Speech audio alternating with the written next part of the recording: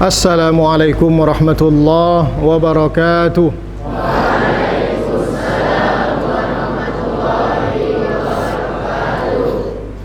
Alhamdulillah. Alhamdulillahi dzil fadli wal ihsan alladzi qadhafa fi qulubi man sya'ahu min ibadihi nural iman. Ashhadu an la ilaha illallah wahdahu la syarika lah wa ashhadu anna Muhammadan abduhu wa rasuluh la nabiyya ba'dah. Allahumma 'allimna ma jahilna wa dhakkirna ma nasina waftah 'alaina hikmataka wanshur 'alaina min khazaini rahmatika ya arhamar rahimin. Santri dan santriwati yang saya cintai, majelis guru yang saya hormati, alhamdulillah kita bersyukur pada Allah Subhanahu wa taala atas segala rahmat dan karunia yang dilimpahkan Allah. Mudah-mudahan di sisi Allah Subhanahu wa taala kita tercatat sebagai hamba-hamba yang bersyukur kepadanya. Amin amin Allahumma amin.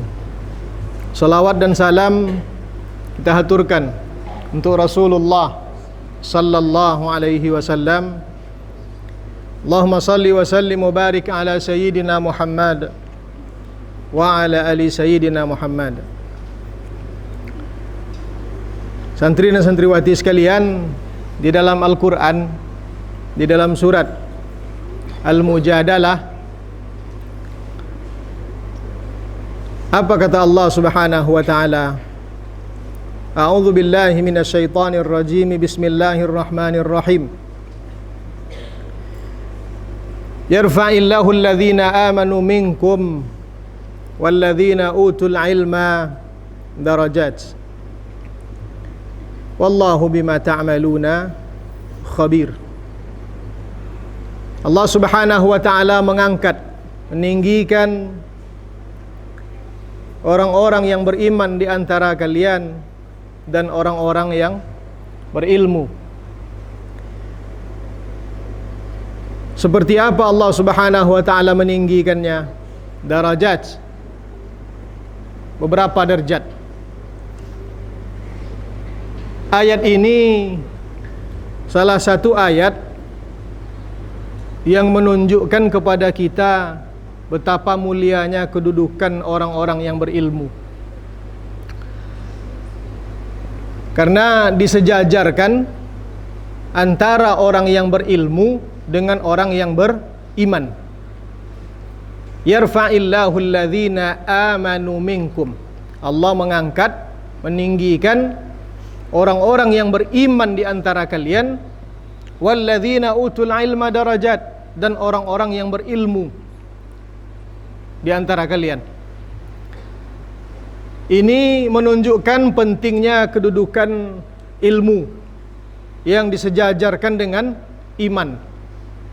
Karena hakikat iman itu tentu harus kita ketahui siapa yang kita imani. Jadi percaya, kapan kita baru bisa percaya? Kalau kita mengetahui siapa yang kita percayai. Nah, kalau diminta saja kepada kita untuk beriman, sementara yang kita imani itu tidak tahu iman kepada siapa kita, harus tahu dulu. Makanya iman dalam ayat ini disejajarkan dengan ilmu. Darajat isim nakirah. Isim nakirah definisinya apa? Kullu ismin syai'in fi jinsihi la yakhtassu bihi wahidun duna akhar. Isim nakirah itu semua isim yang dia meliputi jenisnya. Jadi kalau disebut darajat, Allah meninggikan orang-orang yang beriman dan orang-orang yang berilmu darajat. Berapa derajatnya? Derajatnya ada dalam ilmu Allah Subhanahu wa ta'ala. Karena tidak sama hitungan kita dengan hitungan Allah Ta'ala, tidak sama. Ada dalam hadis lain, salatul jamaah afdalu min salatil fazzi bi 27 darajah. Salat berjamaah lebih utama daripada salat sendirian. Berapa keutamaannya? 27 derajat. Tapi siapa yang tahu ukuran 27 derajat itu berapa? Tidak ada kita bisa tahu. Yang kita tahu 27 derajat. Soal berapa derajatnya itu, soal berapa satu derajat itu, serahkan ilmunya kepada Allah.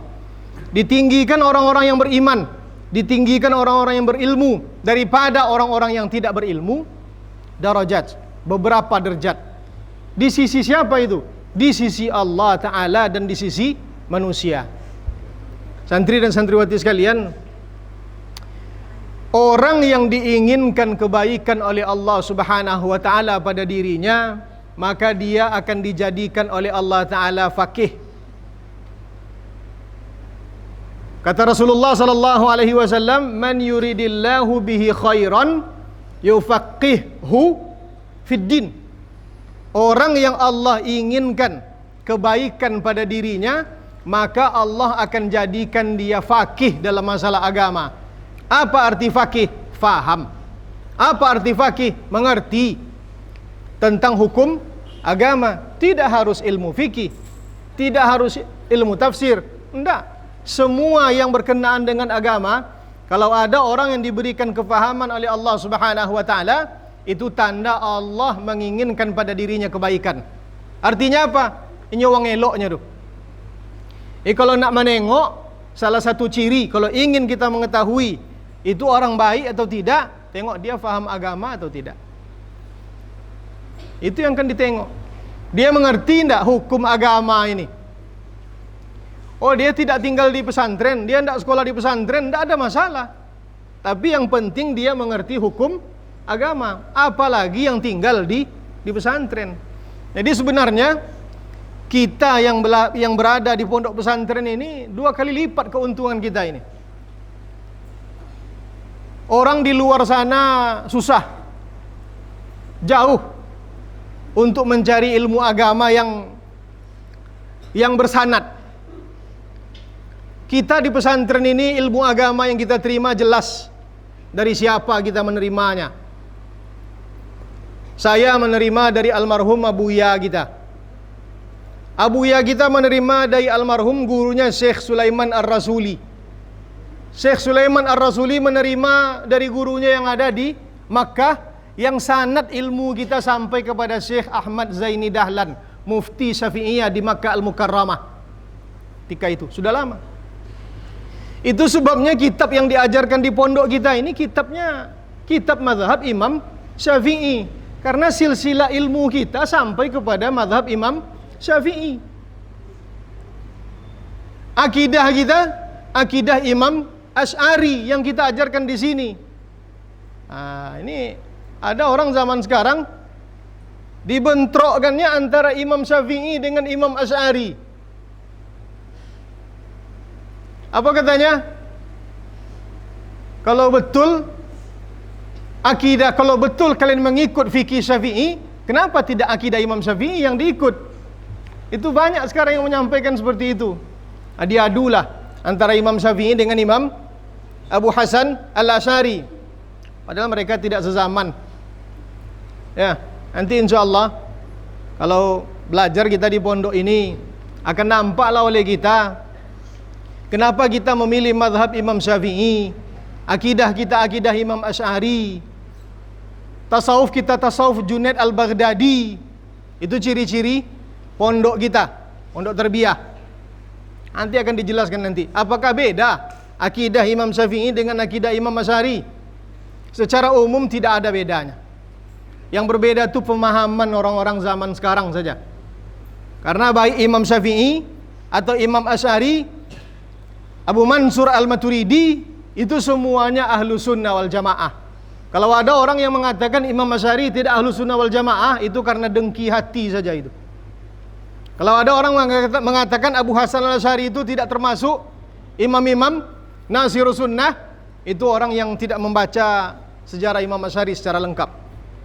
Jadi santri dan santriwati sekalian, beruntung kita berada di pondok pesantren. Alhamdulillah kalian memilih pondok pesantren kita untuk menimba pengetahuan. Manfaatkanlah waktu sebaik-baiknya. Karena ada hadis Nabi Muhammad sallallahu alaihi wasallam. Apa kata Rasulullah? "Idza mata ibnu Adam inqata'a amaluhu illa min thalath. Apabila mati anak cucu Adam, maka terputus amalannya. Semua amalannya terputus. Yang tidak terputus itu cuma 3. Apa yang pertama? Sadaqatun jariyah atau sadaqatin jariyah. Apa sedekah jariyah? Sedekah yang mengalir. Apa maksudnya sedekah yang mengalir? Wakaf. Sadaqatin jariyah, wakaf. Orang kalau masih hidup dia masih bisa beribadah, itu biasa saja. Tidak ada luar biasanya. Dia masih hidup, dia masih dapat pahala ibadahnya, biasa saja. Tapi yang hebat itu apa? Dia sudah mati, dia sudah meninggal dunia, tapi pahalanya masih tetap mengalir. Dari mana dapatnya itu? Dari wakaf itulah. Datang ke pengurus masjid, datang ke pengurus pesantren, Pak, ini wakaf saya, Al-Quran. Berapa? 100 buah Al-Quran. Wah, luar biasa. Hancur pun Al-Quran itu, pahalanya tetap mengalir. Datang ke pengurus pondok, Ustadz, ini wakaf saya lemari untuk perpustakaan. Hancur pun lemari itu dimakan rayap, pahalanya masih tetap mengalir. Yang pertama sedekatin jariyah. Yang kedua apa? Ilmun yuntafa'u bihi, ilmu yang bermanfaat.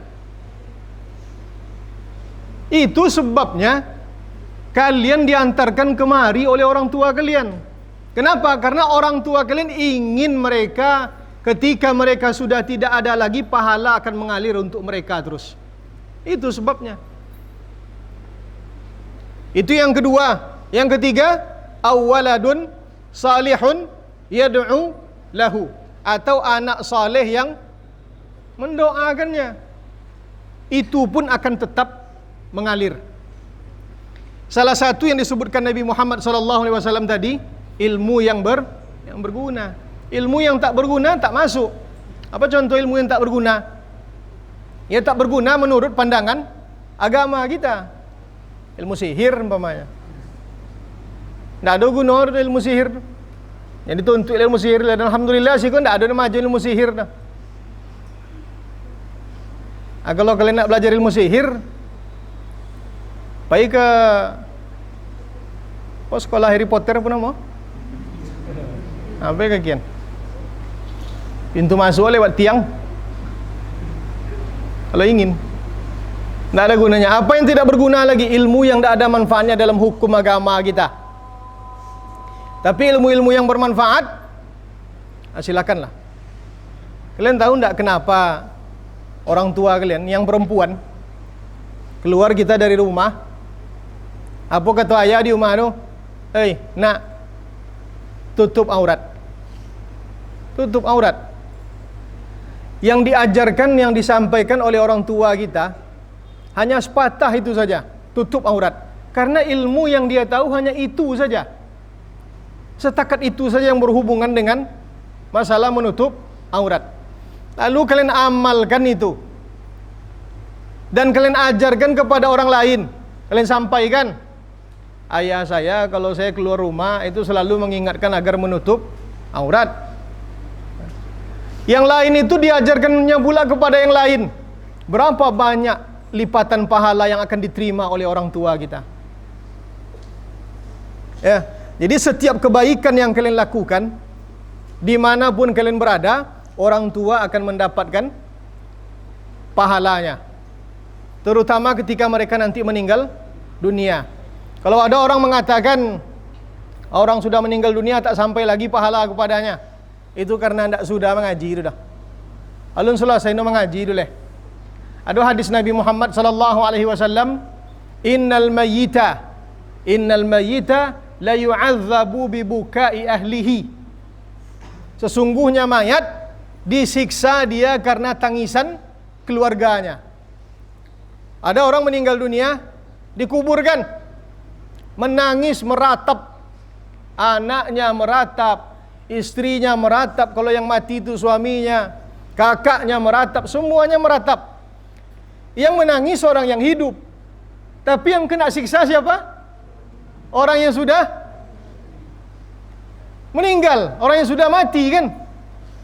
Lekan mungkin tuh nin buak sampai ke mayat, nin buak kita buat tabedo mayat deh, tapi nin elok babuak ndak sampai le deh, sampai coba pikir.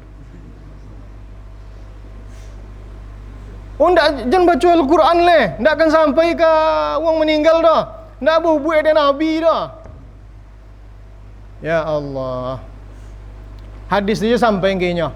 Sedangkan menangis kita, tersiksa mayat di dalam kubur. Masa iya pekerjaan buruk sampai kepada mayat, lalu yang baik-baik tak sampai kepada mayat? Itu logikanya di mana itu?